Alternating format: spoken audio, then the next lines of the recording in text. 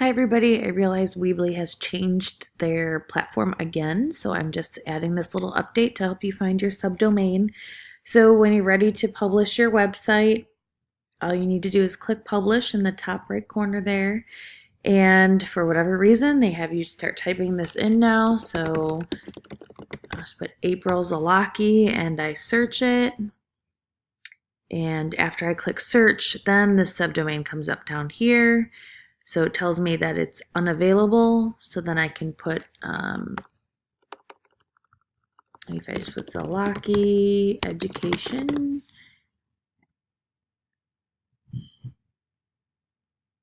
that comes up down here. So zalakieducation.weebly.com, and I click choose, and then I'm done.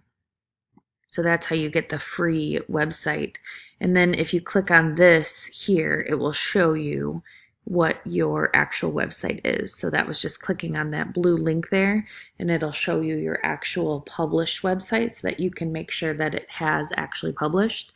Again, that's just clicking right there, but it's important. I don't want you to pay any money for the Weebly, so just follow this tutorial. You should be just fine.